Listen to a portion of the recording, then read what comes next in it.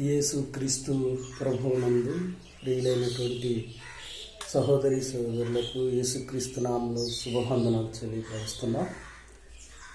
ఈ దినము మన వర్తమానము పరిశుద్ధత గురించి, అలాగే మత్తయి సువార్త 5వ అధ్యాయము 8వ వచనం చదువుకుందాం. హృదయ శుద్ధి గలవారు ధన్యులు, వారు దేవుని చూచెదరు. దేవుడు మానవులకి మంచి హృదయాన్ని ఇచ్చాడు, యథార్థమైనటువంటి హృదయాన్ని ఇచ్చాడు.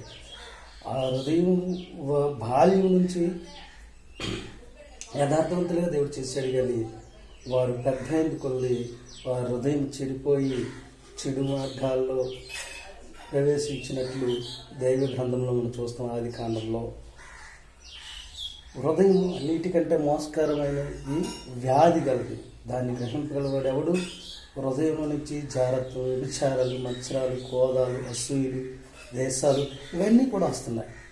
ఇటువంటి అపవిత్రమైనటువంటి ఆలోచనలు, క్రియలు అవన్నీ వస్తే హృదయం శుద్ధిగా ఉండదు. అందుకే యోబు గ్రంథం 1వ అధ్యాయంలో 5వ వచనంలో చెప్తున్నారు, తమ బిడ్డలు హృదయంలో ఎక్కడైనా పాపం చేశారేమో అని చెప్పేసి అనుదినము నిత్యము వారి కొరకు బలులు అర్పించారు.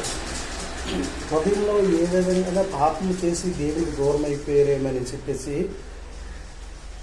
ఒక్కొక్కరి నిమిత్తము దహన బలి అర్పించుచు యోబు నిత్యము అలాగ చేశాడు. 1వ అధ్యాయము 5వ వచనంలో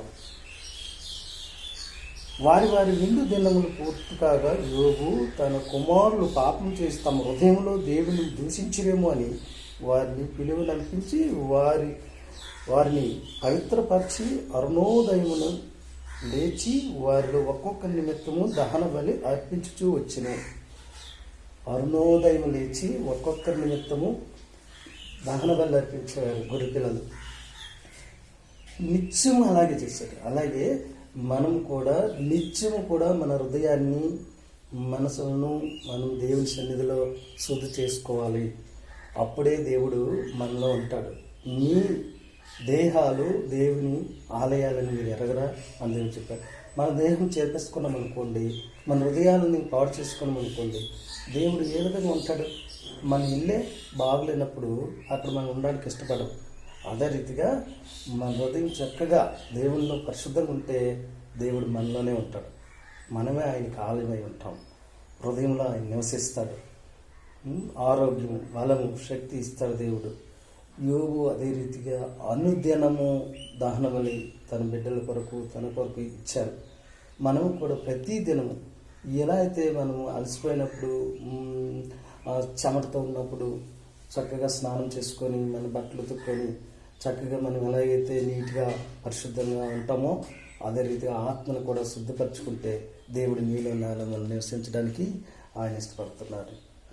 యోబు కుటుంబం ఎలా అయితే పరిశుద్ధపరచుకున్నారో అదే రీతిగా మనం కూడా అనుదినము దేవుని సన్నిధిలో ఉండి ఆయన రక్తంలో కడగబడితే దేవుడు నీతో ఉండి మనల్ని పరిశుద్ధపరిచి ఆయన బిడ్డలుగా చేసుకుంటారు. దేవుడి మాటలు దీవించిన గాక.